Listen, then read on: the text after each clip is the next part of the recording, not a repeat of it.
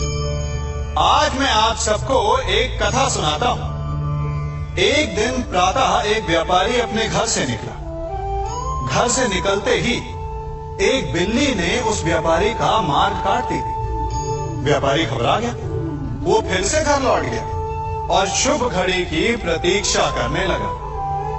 और जब वो पुनः अपने घर से निकला तब वो वाहन जा चुका था जिससे राजा तक पहुंचकर उसे भेंट देनी थी।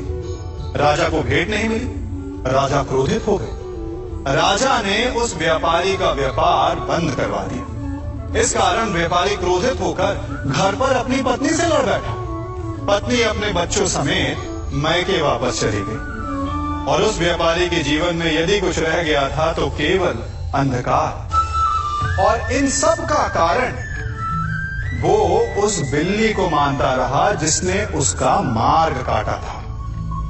ऐसा ही एक दूसरा व्यापारी राजा को भेंट देने निकला और उस व्यापारी का मार्ग भी एक बिल्ली ने काट दिया। वो व्यापारी तनिक घबराया, परंतु उसने आगे बढ़ना अधिक उचित समझा। राजा तक वो समय पर पहुंचा। उसने राजा को भेंट दी। राजा प्रसन्न हुए और राजा ने व्यापारी को अपना व्यापार बढ़ाने की अनुमति दी, स्वर्ण आभूषण दी। जब व्यापारी घर पर पहुंचा तो पत्नी को आभूषण और अपने बच्चों को देने के लिए वस्त्र थे उसके पास। हर ओर प्रसन्नता थी। समझ रहे हैं ना? दोनों के साथ एक ही प्रकार की घटना हुई, परंतु दोनों की प्रतिक्रिया भिन्न थी। ऐसा ही हमारा जीवन भी है। हमारे जीवन में प्रारब्ध का अपना स्थान है, परंतु उससे कई अधिक महत्वपूर्ण हमारी प्रतिक्रिया, हमारे सोच का प्रभाव है। क्योंकि यही हमारे जीवन को आकार देते हैं। इसलिए अपनी सोच को सकारात्मक रखिए। आपका जीवन सदैव आनंदमय रहेगा। आप इन दो पात्रों को देख रहे हैं।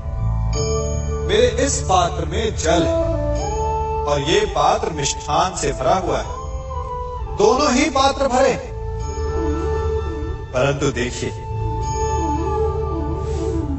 मिश्री को जल में मिला दिया। जल ने मिश्री को अपना लिया। मिश्री ने अपना अस्तित्व खो दिया, परंतु जल को अभिमान है कि उसका अस्तित्व अभी भी बना हुआ है। परंतु जो इस जल को चखेगा उसे अवश्य पता चल जाएगा कि ये जल अब वो जल नहीं रहा, ये अब शरबत बन गया। हमारा त्याग, हमारे बलिदान भी ऐसे ही होते हैं। जो इस बात को अनुभव करते हैं वो समझ सकते हैं कि कैसे हमने समय की धारा को बदल दिया। जो बलिदान देते हैं उनका अस्तित्व कभी नष्ट नहीं होता, अपितु उनका बलिदान संसार में कुछ ना कुछ परिवर्तन अवश्य लाता है। हम सभी कभी ना कभी, कहीं ना कहीं अपने जीवन में यात्रा अवश्य करते हैं। हमारी यात्रा में कभी पक्के रास्ते आते हैं तो कभी कच्चे रास्ते। पक्के रास्ते मनुष्य बनाता है और कच्चे रास्ते जानते हैं कैसे बनते हैं? चलते चलते बन जाते हैं। जब लोग एक स्थान से जाते हैं तो पैरों के दबाव से नीचे की घास कुचल जाती है। बार बार उस मार्ग से जाने से धीरे धीरे मार्ग स्वतः ही बन जाता है।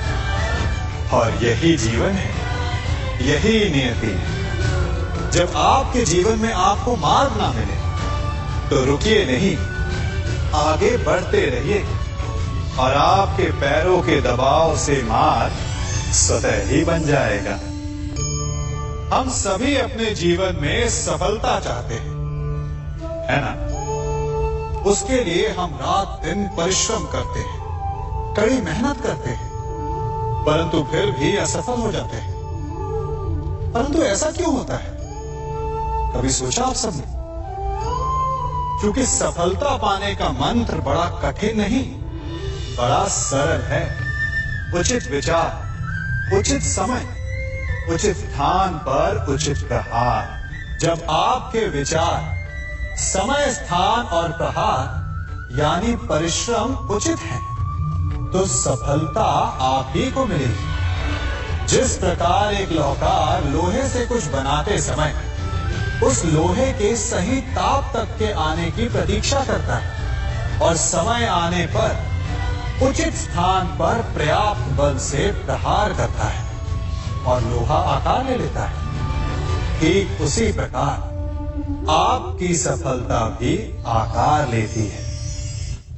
हम सभी को अपने जीवन में कभी ना कभी निराशा मिलती है, असफलता मिलती है और अधिकतर लोग इसके पश्चात भाग्य का रोना लेकर बैठ जाते हैं। कुछ कहते हैं कि जिस स्थान पर मैं हूं उससे कई ऊंचे स्थान पर होने के योग्य था, परंतु नहीं जा पाया।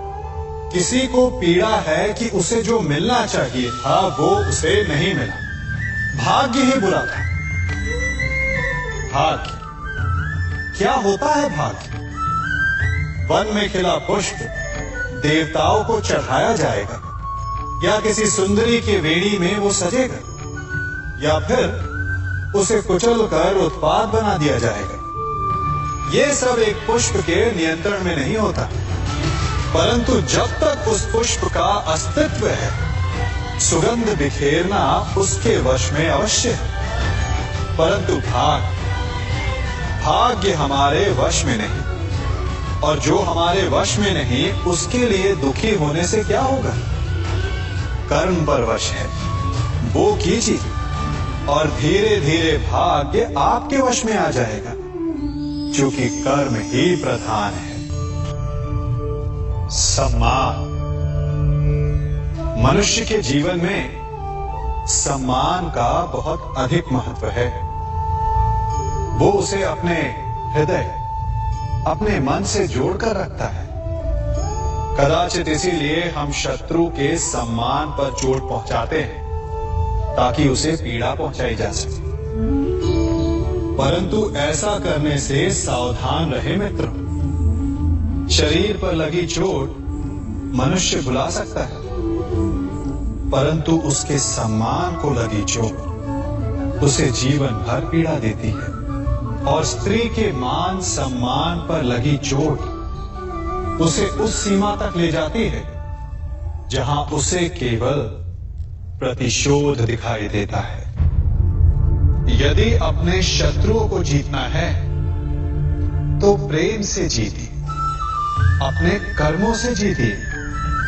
उन्हें अनुभव करवाइए कि उनसे भूल हुई है। किसी के सम्मान को ऐसी चोट ना पहुंचाइए कि वो आपका नाश करने पर उतर आए। स्मरण रखिए, किसी का अपमान करके आपके हृदय को कदाचित थोड़ा संतोष आ जाए, परंतु उस अपमान से आप कई हृदयों को आघात पहुंचाते हैं और अपने लिए एक शत्रु और बढ़ा लेते हैं।